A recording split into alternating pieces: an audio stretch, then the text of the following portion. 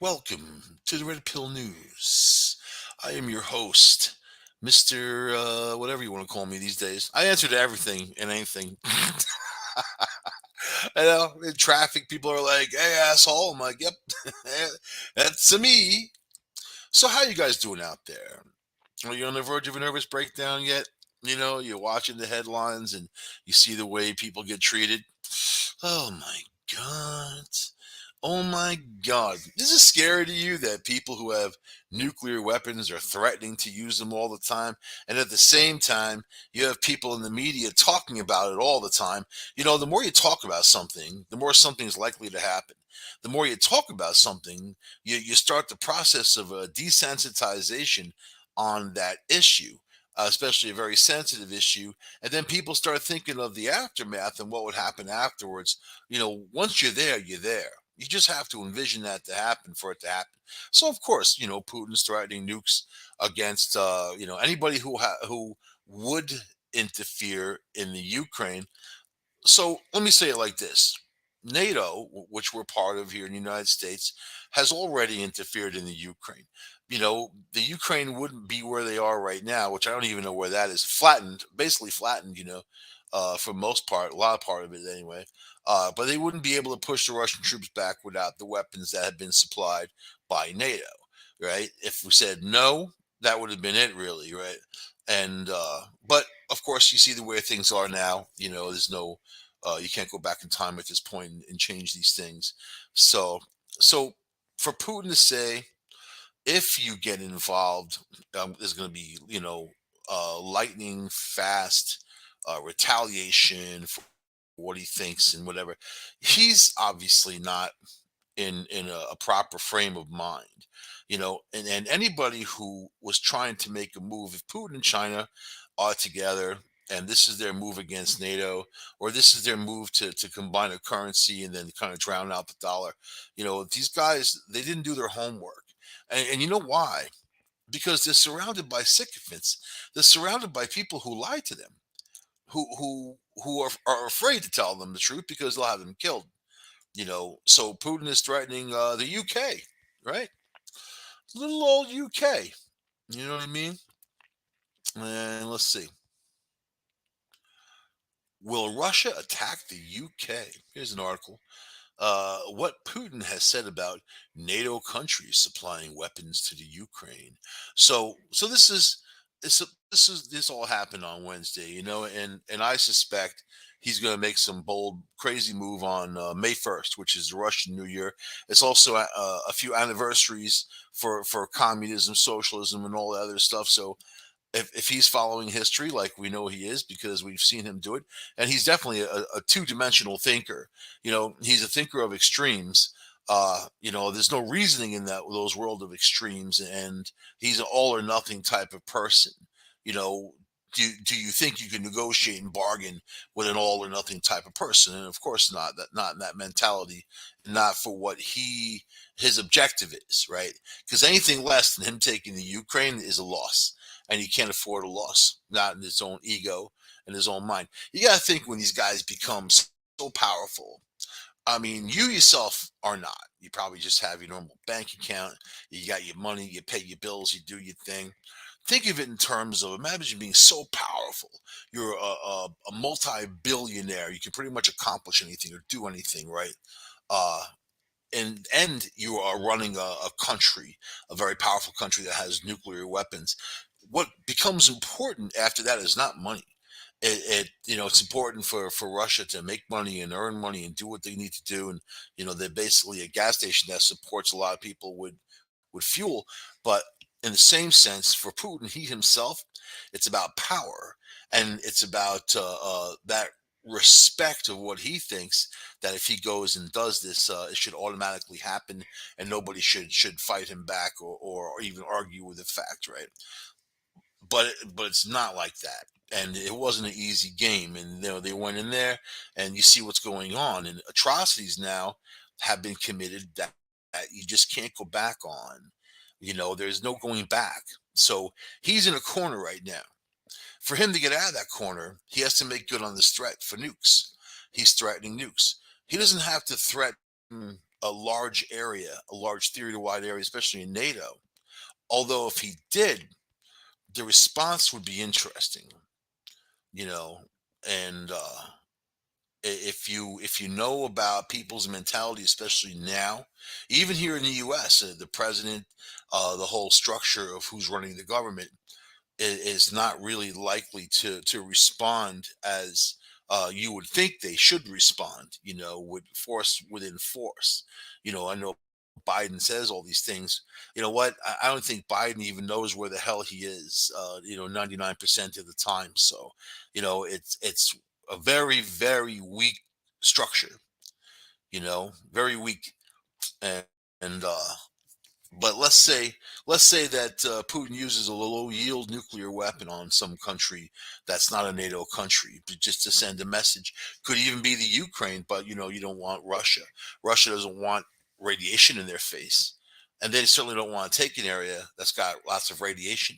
They can work around the around Kiev, they themselves, because basically the areas that they're truly interested in, they basically already have, but they're not going to declare victory and seal those areas off, and the Ukrainians are still fighting against them. So I think that there's going to be delivery of an object, you know and sometimes there's also hey, I don't know who did that, we don't know who did it. Sometimes you want to take credit for things, and sometimes you don't, because then you leave it to a mystery, then we don't know for sure. And it becomes a clouded mystery throughout the world. Well, we don't know who did this, we don't know who set off this nuke, we don't know how this happened. So it's not a good situation, for sure. And you see how it's affected the world.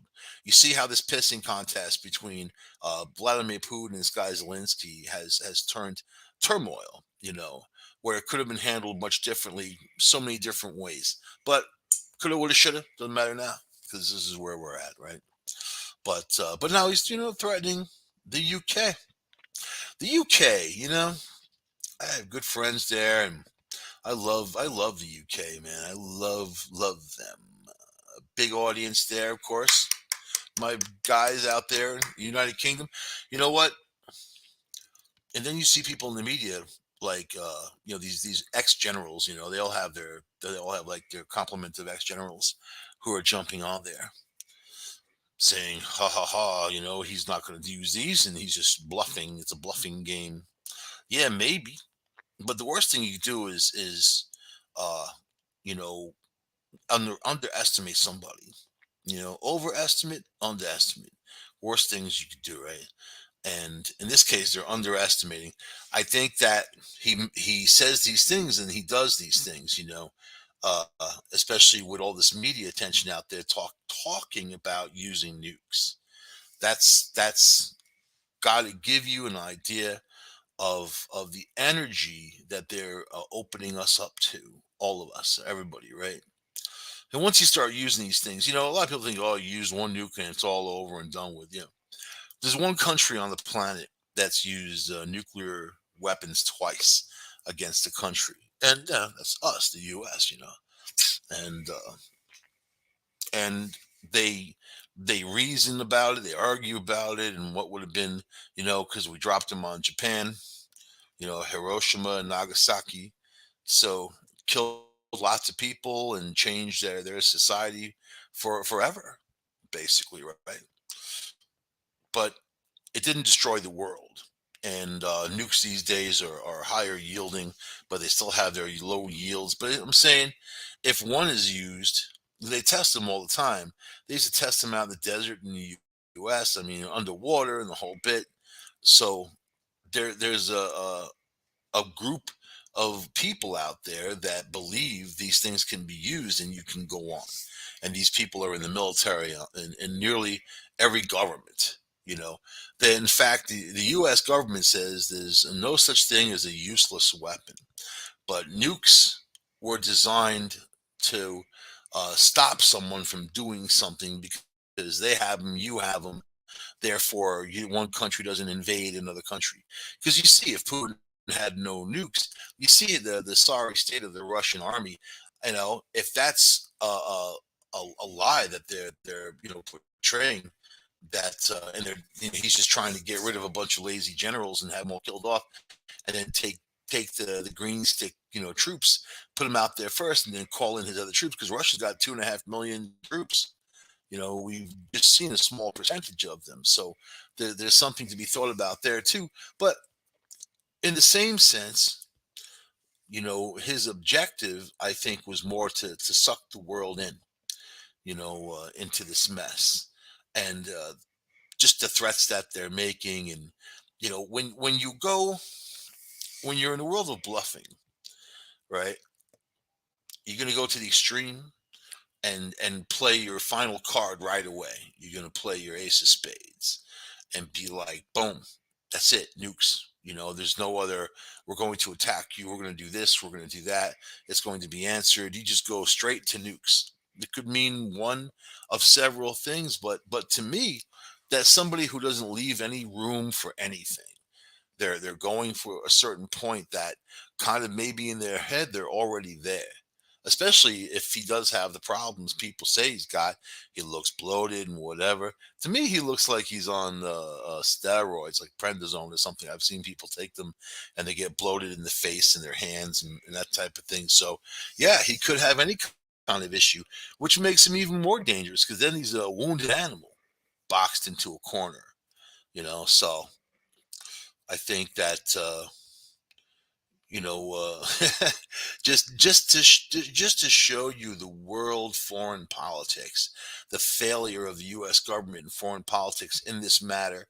And no matter how much you hated Donald Trump, the people out there, how much you love him, it doesn't matter. His administration, this would have never have happened. Would never have happened. And now you have an administration that is solely built upon people who are liars, who are just people who wanted the power because they want power, but they don't know what to do with it. So then you get all this mess.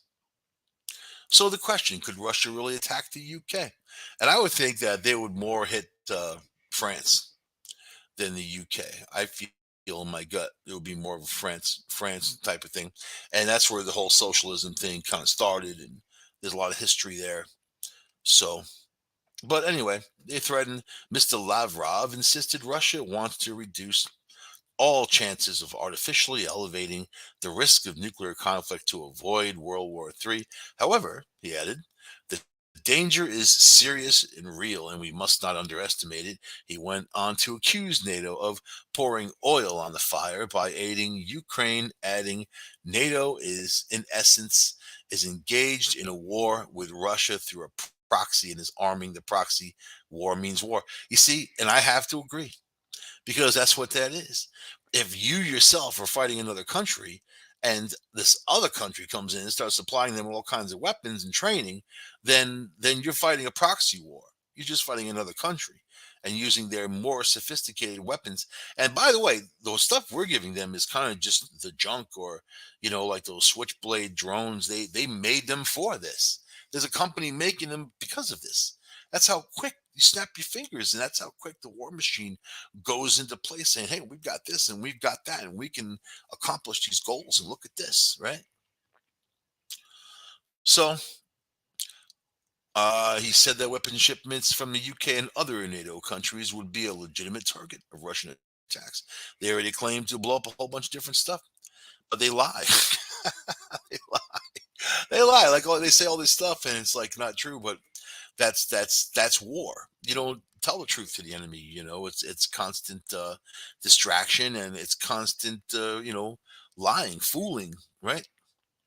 Russian ambassador to the UK, Audrey Klein, made similar comments earlier this month. Whatever. When a U.S. made Starstreak missile shot down a Russian helicopter. Well, yeah. So you know what?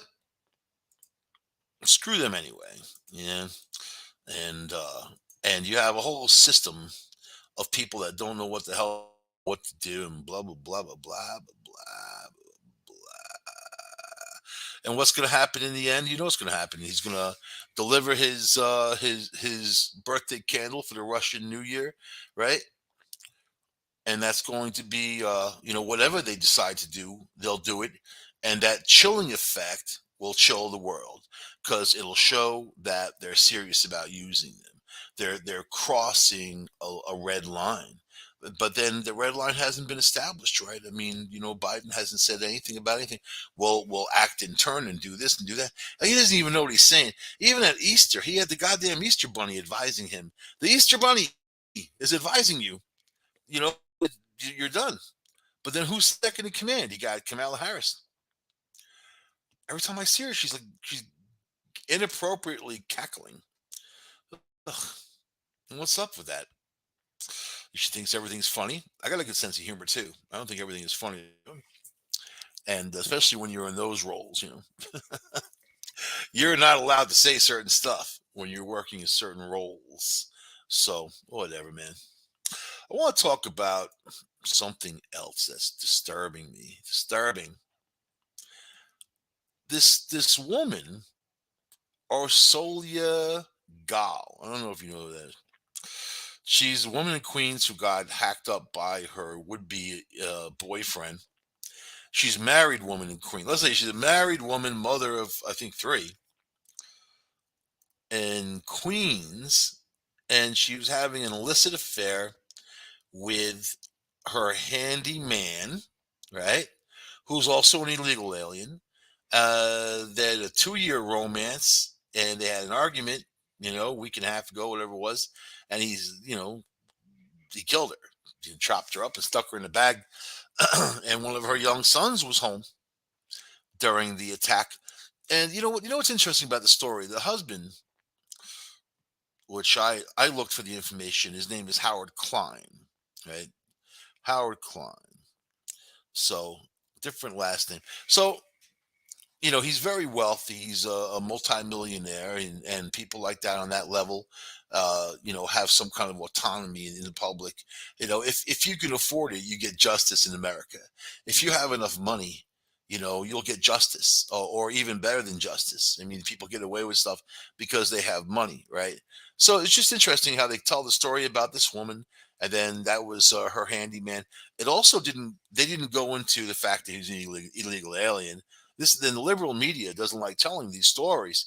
This is a married woman that carried on with the handyman, and this guy was really messed up. A violent person to begin with, always threatening her husband and kids. Here she is in her husband's bed having sex with him for 2 years.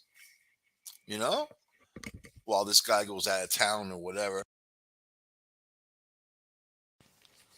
But it's interesting how the media doesn't put any responsibility in this woman's lap on that she acted like that, you know, and she repeatedly cheated on this man. It wasn't just the one time because now all these other ones are coming forward. So it's then the guy's threatening the husband on with the text messages. I'm going to kill you and your whole family and the whole bit. But all right, let me read this. So her husband's Howard Klein. Howard Klein is known as the husband of 51-year-old Arsolia Gal, whose body was found on April 16th. Despite being in the public eye, not much information was available about Klein, as he tends to keep his personal life out of the media. Yeah? As he tends to keep his personal life out of the media, you're the husband of a woman that got mangled and chopped into pieces because she had an illicit affair. She's riding a carousel with some dude that you didn't even know the guy had a key to the house. Yeah, he knew the house really well. At the time of his wife's murder, he was reportedly in Portland with their 17-year-old son on a college visit. So it's just interesting that the way the media portrays things, who have people who have money, they talked about it was a headline every day. A lot of poor women get killed in New York City too. They don't talk about that at all, maybe a blip or a blurb. So it's just interesting that it's about the power aspect, the money aspect, right? In the same sense, they're not getting into the details on just what a pig, how the piggery of this woman, And oh, well, maybe they had open marriage or what. No, they didn't. The guy had no clue. Had no clue that she was kicking up her heels with not even with people in society that you volunteer for the Met and you meet these people or whatever, and some people on a certain level. She did it with the handyman, right? Did it with the guy who was working there in the house. So, but but you know what? At least they caught him. Now the guy is on the suicide watch. There you go. 44-year-old David Bonola was charged with criminal tampering and criminal possession of a weapon, retaliation of gall and whatever. And phew, how, but why does the media do this? What is their point? I tend to think people don't do anything without having a reason to really do it, especially multi-billion-dollar businesses like you'll find in media. You know, but why do it? Why do it? Why control people's voice? Why keep things from people? When the subway shooter happened, then nobody wanted to say the guy was black in the media, the CNN, and when they were putting out reports of a be on the lookout of Bolo, right? They're looking for this dude, and then they give him a description, but they don't say whether he's white or black or nothing. Oh, if he was white, they would say it for sure. They have no problem doing that, do they? Because there's like this war going on in the media. There's just crazy race war happening, and it's not going to work out well for anybody. You need equality for everybody. You don't need to have one group suffer over another group. There's been too much of that, right? So we're in that world of like look at the way commercials portray people. Look at the way they portray women as being physically stronger than they are, as being more independent than they are. Men and women still have their roles in life, you know what I mean? And people have come, like women have come a long way in the workplace and the whole bit, and they were held back for a long time, but now there's a level of equality happening. There may even be a whole bunch of gray areas that need to be put together, but there's other terrible things that have happened because of these so-called movements, and just like workplace sexual harassment, right?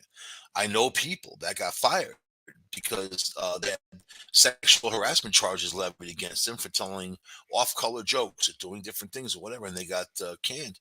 And that goes on their record too, and they can't recommend that job to the next job, and they're going to wonder what the hell happened. So there's this knee-jerk reaction out there, also, and when you do that, you take away from the real sexual harassment that happens, the real racism that happens, the real problems out there that are affecting people, not the ones that get paid attention to in the media, because that's just all bullcrap. So these guys can raise money. You think that? Look at Black Lives Matter buying mansions, and what have they done for black people? What have they done for anybody? They've raised billions with a B. What have they done? So they've reached a certain level of financial security, they themselves. But what about everybody that they represent? What about reducing crime in black neighborhoods? What about getting rid of these ghettos? This everybody's crammed together in these terrible buildings. There's things that you can do that they don't do. And let's keep in mind that all these areas that I'm talking about, all of them are under Democratic control, and they have been. So you have to think sometimes you want to change that politic. If you want things to happen, you got to shift things up. But man, what a mess! What a mess, you know. And but I like to heckle them because I'm in the world of I don't care anymore. And I do care and I don't care, but I see how things are and I see how people get treated, and then getting back to the limousine liberals trying to control everything you say. So Elon Musk buys Twitter, big headline, right? And all these liberals are freaking out. They're freaking out. Now, I'm not going to include your basic Democrat in there because I have friends, family who are Democrats who like their freedom, they like their guns, they like their red meat, and They don't support a lot of what's going on, but yet they do support their party. So in turn, they kind of do support what's going on. But that's party politics. And that's politics. I don't like politicians. Period. You know what I mean? I haven't seen anything from them that I'm going to. At least when Trump was in there, he wasn't a politician, and he acted brashly, and he was he just kind of went right through a concrete wall and kept going, and then people hated him for that. And that's because the people who wanted him out wanted the control. Now they have the control, and what are they doing with it? You see, everything is a mess. There's a crime spree in America. There's a crime wave in these cities. People have a lot of problems. The price of goddamn gasoline. You gonna blame that all on Putin? Some of it is, yeah, of course. But gas was going up before that. It was already up over $1 a gallon since Biden had taken over, because they're pulling people's permits and they don't want. They're against it. They say that they're against it, so you have to believe them, right? So this is the Twitter storm that came. The limousine liberals want to be able to say whatever they want to say, whatever enters their little minds, but they don't want to be challenged by anyone else. They don't want to debate because they're right and you're wrong. So they want to control all of social media. These people started social media.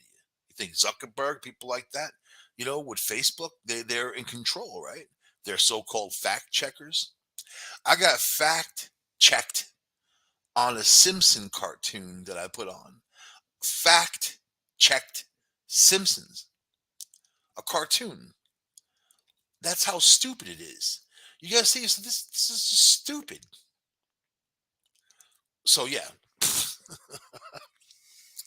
Yes. That's the world we're in.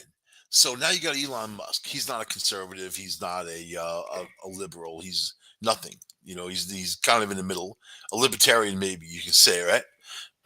I think he's pretty balanced. He's probably exactly where I'm at, politically, and where a lot of people are either at or they're getting, because they're sick of one side or the other. So he makes the move and buys Twitter.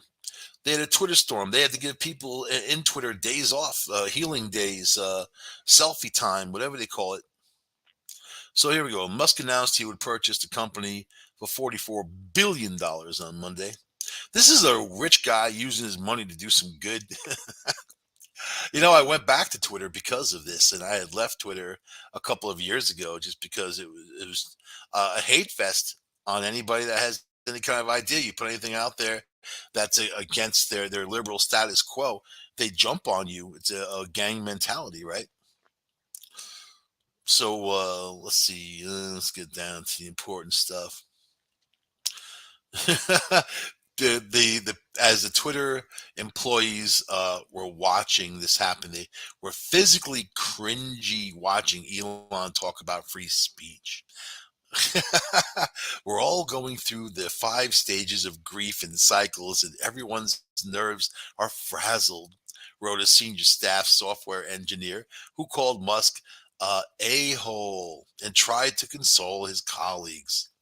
We're all spinning our wheels and coming up with the worst case scenarios. Trump returns, no more moderation. The fact that Musk has not talked about what he's planning on doing in any detail outside the broad sweeping statements that could be easily seen as hyperbolic snowboating. These people are the biggest danger to freedom that we'll ever know. These people have the same mentality of the Nazis that killed, you can go back through history. There's a whole bunch of groups just like them that want to just shut everything down, and everything is what they say. You listen to their rules, you live by their rule, you have no free choices, you have no nothing but paying attention to them. And if you speak out of turn, they label you, you lose your job, you lose your family, you lose your life, and you end up in the gutter. That's these limousine liberals. And this is kicking them right in their collective nuts. So the response to this is showing you that these people don't want free speech for everyone, just for themselves. just for themselves, so they can attack you on your ideas, attack you. Oh, I remember when Obama called regular working Americans, Bible thumping, what would they go, Bible thumping, gun loving people. When all these guys lost their jobs, these factory jobs, when Obama took over and put all these new rules into place, his response was to call them names. Christian, the Bible thumping, whatever, and gun toting. He just degenerated these people. They're mad because they lost. He said they're mad because they lost their cushy factory jobs. Cushy factory jobs. I've been in a few factories, never worked in one, but I wouldn't describe them as cushy jobs. They're jobs where people actually work for a living, not like a senator or a lawyer or some politician. These are jobs where people work for a living, where they break their ass working for a living. The people who supported Trump were the workers of the goddamn country. We're the people who build the roads, the people who make your power happen, the people who come in and fix your goddamn house when it breaks, the people who protect you, the police in those streets. Defund, defund, burn down the police station. Yeah, yeah, really? And what has that gotten you? Oh, now there's a crime wave in these same areas with these same liberals getting killed, getting pushed in front of trains or beaten up or robbed. They robbed their houses or carjacked or robbed in a restaurant. Now they're asking for more cops. Which is it? Do you want the cops? Do you not want the cops? I'm happy with a handgun, a couple of other little rifles. I'm happy with that. You want to get rid of cops? I'll just buy more ammo because that's what this country's become, and you're not even allowed to protect yourself. Oh, God forbid you protect yourself against someone who's, trying to kill you. Let me tell you, man, the rules like up in New York, upstate New York, if somebody challenges you on your property, there's really nothing you can do about it. Even if you have a gun, they can charge after you. There's very weird rules when it comes to that. They have to be in your house and broken in. Even if you leave a door open, that these lawyers will go after that the door was left open. They just walked in. Whatever, man. You have to be very careful, even when protecting yourself. Not in Florida. If someone gives you a dirty look in Florida, they get shot. That's a little too much. You know what I mean? Because I give people some dirty looks, man. I'm also a threatening kind of guy, looking anyway, so I don't need any of that. People feel threatened, they gotta shoot my kneecaps out. That ain't happening. so, so we have these situations where uh, the politics is coming around. People will only take so much crap, and then until they can't handle it anymore. So you got to figure there's a lot of people who are on the right. There's a lot of people, even more people in the middle. Those people who haven't decided, those people who are kind of teetering politically or just are in the middle because they just vote who they want to vote for. You're not really voting your conscience because you're voting for whatever party brings forth whatever character that they can sum up, to that level, right? And then so forth. Right? The Republicans would have never put Trump out there. Trump had the momentum privately and through other areas, that these other guys didn't have. Jeb Bush was their pick. They thought it was going to be Jeb Bush, and that would have been a travesty, or Hillary. Now Hillary, I don't like her.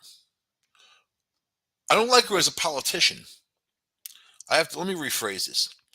I don't like Hillary Clinton as a politician, but I have a lot of respect for her as a hitman. You know what I mean? Mucho respect as a hitman. But politician, no. Would she be a good president? She would have had Bill in the background with his beautiful buxom blondes coming to visit the White House, going out to the White House shed, having some fun. If the sheds are rocking, don't come a knocking. That's what I say. Bill would have been running the show. Hillary would have been taking the credit, and he wasn't a terrible president in terms of he looks conservative compared to where the Democrats have gone. But when Bill Clinton was president, he actually ran the country, and if they think Yugoslavia happened and that whole thing, he took care of it. I mean, the guy was tied on. I know people freaking hate him. People hate everybody. You can't say anything nice about anybody. Do I like Hillary Clinton? No. She's fundamentally unlikable. There's nothing to like about her. I wouldn't even be able to be in the same room as her and be comfortable because she's not a comfortable type of person to be around. You know what I mean? Bill, I could sit there and have a few drinks with him. We'd laugh our asses off, have a good time talking about stuff. But Hillary, no.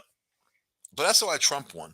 Trump won largely because people hated Obama, and Obama ran the country into the ground for 8 years. And then Hillary Clinton was there riding his coattails, and she was just fundamentally unlikable. Plus, all the shenanigans that happened, you know, during all the lies and all the stuff and whatever. So the fact that these people, again, you remember when Trump won, that these liberals were screaming out. They had video. I couldn't watch like enough of that. You know what I mean? Videos of them screaming in anguish. Trump, if Hillary lost, and they were like, blah. I'm an emotional vampire. I was sucking that stuff up with a freaking Hoover vacuum cleaner, man. Loving every minute of it because it was pure emotion. It was what they thought they were going to get, and they didn't get it. You can't always get what you want. But when you cry sometime because you can't get lost, you're just looking stupid. Bum, bum, bum, bum, bum, bum. So Elon Musk can handle it. He's doing a good job. He's a good guy. I really like him. I don't know a ton a lot, about him, but I liked him because of his rockets. I liked him because of his vision. You know, I liked him because of PayPal. I like PayPal, but all right. And of course, then you have Joy Reid, who's no joy at all. You know who Joy Reid is? She's on. She's one of those people that thinks she can say whatever she wants to say and no retribution because she's a black woman and she thinks she gets a pass. There's people out there because of that. They think they get a pass and they can put hate out there, hate messages. They can say how much they hate white people and whatever and how horrible you are, and and get a pass. That's not right, and it's not working either because you see the way these people are going. Oh, look at. Look at what's his Mad Cow, Rachel Mad Cow. They they brought her back only for a week, and then they're going to banish her to Mondays. Monday, Monday, la la la la la. You know you suck when you're stuck on a Monday. Bum, bum, bum. It's one thing if you're on 5 days a week, but nobody wants to hear it because she was only there to cater to the people that network wanted her to cater to, was the ones who hated Trump. So she went on there with all the horrible details of this, that, and all the lies and all the stuff, or all the things that you could assume. And the audience ate that up because they hated him so much. Same thing for that Trevor, what's his face, in the Daily Show, Trevor Noah, right?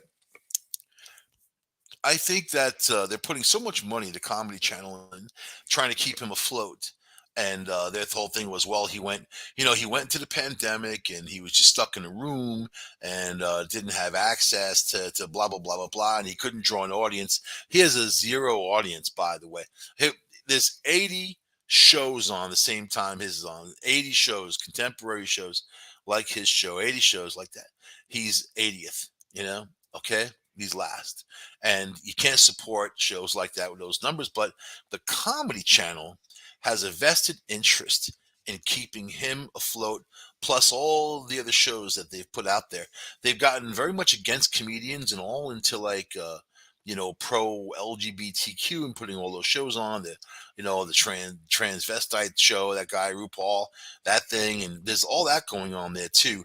But it seems like that's what they're really laser focused on, and also putting people forward who aren't talented, like Trevor Noah.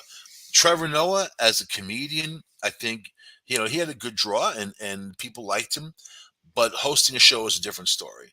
And you had Jon Stewart on before that. He had real numbers. People talked about it.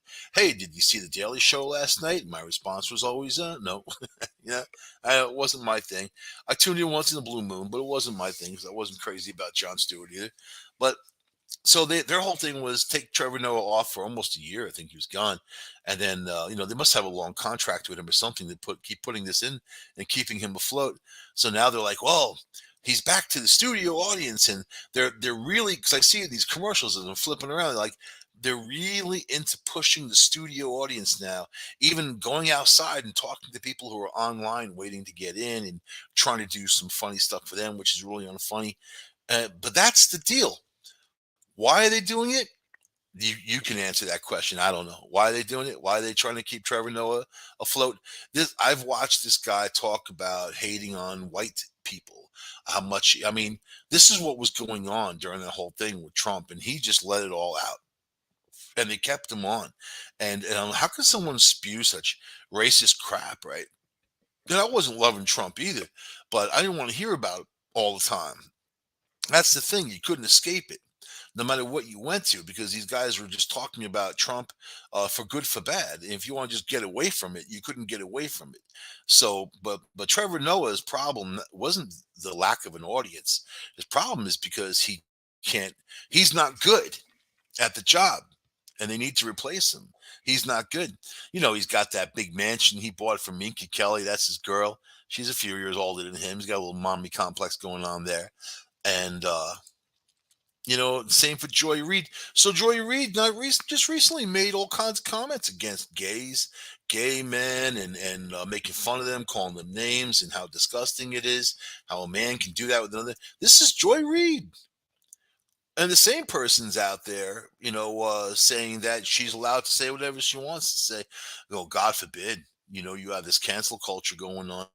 They're going after Bill Murray. I talked about it last week. So last week, they didn't have any kind of details on this terrible thing that Bill Murray, or the terrible things that he was doing, why they needed to shut this movie down that he was going to be in because of his actions on the set, and what a terrible person he is for doing these terrible things to these people.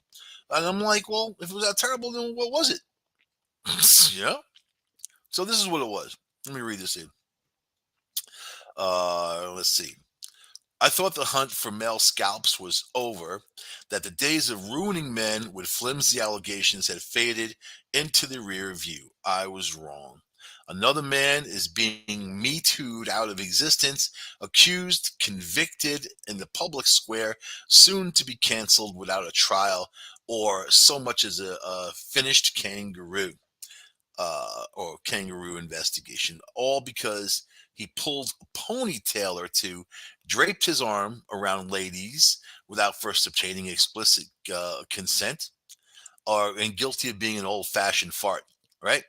This is what he did.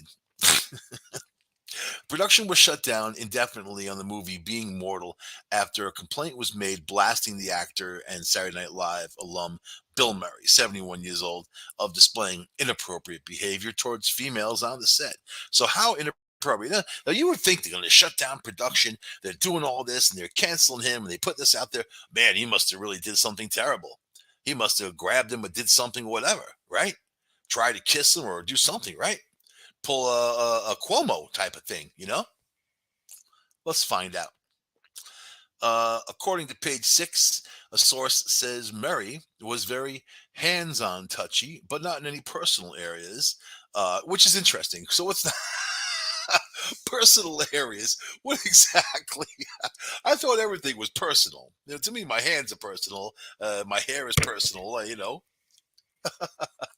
But put an arm around the woman. He put an arm around the woman. He touched her hair, pulled her ponytail in a comedic way, and that's what they shut the production down for.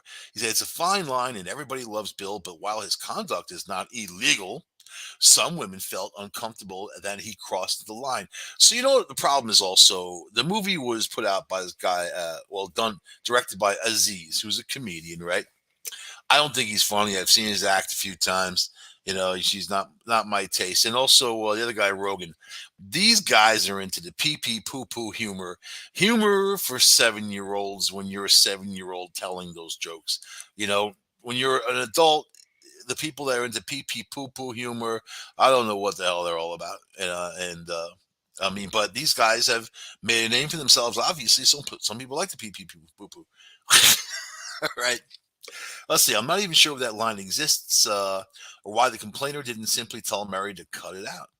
As another, you know why? Because there's women out there looking specifically to do this to men, especially famous men, so they can get themselves out there and then, like, go after these guys because they have an axe to grind. A lot of people are angry to begin with. They got an axe to grind and whatever, and then they do this. They're out there. They know they can get away with it. Well, look at the girl that stabbed her boyfriend and that can kill them, and they're saying, well, it's self defense, and the only two of them were there, and that her ex boyfriend came forward saying she tried to stab him, and she has other things that happened too. No. They now the family, the guy's family, who got killed, wants it to be better investigated because the Miami police shut it down. But because she's a Me Too person and not a Me Too, Instagram, those, whatever, they get naked. She's on there doing porno with the guy, doing amateur porno. They let people go who are women. They let people go, and it's a world. Men should be very scared out there, especially if you're working with women or whatever, because you have to really be able to trust the people that you work with. Otherwise, you can't say anything because anything can be construed about something, right? All right. No other allegations surfaced. Murray is no Harvey Weinstein. He's not a Bill Clinton. He's not accused of groping, injuring, assaulting, manhandling, sexually or otherwise. He's not Alec Baldwin either. Didn't shoot someone and kill someone, yelling at anybody, using profanity towards such as much as launching a harsh word or a bad breath in anyone's direction. It appears that the beloved performer, long considered one of Hollywood's good guys, is the victim of a smear campaign. He's been trapped in a maelstrom of male hatred and female rage.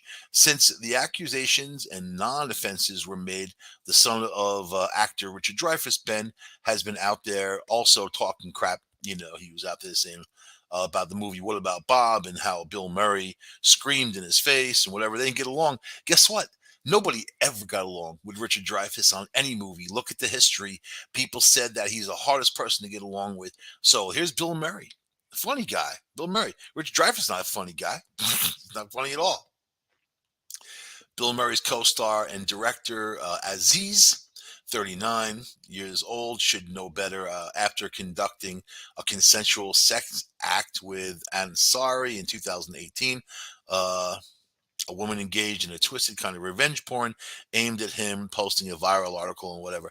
The thing is, Rogan, this dude Aziz, they're of the ilk that the second something like this happens, you have to jump to it and give in right away without even knowing what the hell happened. It could just be allegations. That's all they need to do is make an allegation against you and you're guilty.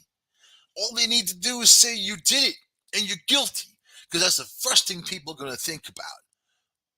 It's going to be in their minds. Even if you go to court, they prove that you're not guilty. It's still going to be poison in people's minds, right? And here's a picture of Aziz, idiot. Uh, let's see. So yeah, a little grab of a ponytail, joking around on the set with people. They should be happy that they're working with this guy. He's a professional and a great actor. He's Bill Murray. He's Bill Murray. Even if I didn't like him, I would like him. You know what I'm saying? So, but the guy says, this world's gone mad. Real sexual criminals should be stopped, exiled from show business, even put in prison. But Bill Murray of the world should, or the Bill Murrays of the world should at most be asked to cool it. Punishing him for flirting makes a mockery of the acting of actual sexual harassment. That's right. Because when you use something too much, people get sick of it. I know you're tired of hearing the word racism. I know you're tired of hearing all these things that people overuse out there, and make it so you really feel restricted. And this is what the politically correct world is giving you. Just keep that in mind. So I'm going to end the show on that note. Uh, you know, and as far as the people like Joy Reid and whatever, yeah, man, they should be Me Too'd out there. She's a horrible person. She's a full of hate. She said Elon Musk is missing the apartheid days. You know what? Because the guy had a life in South Africa and then he came here. So you can just call the guy out like a racist. Elon Musk is a racist, wants the apartheid days because he bought Twitter. That's how sick minded these people are to say something like that. And her network lets her get away with it. I'll talk to you guys next week. Bye.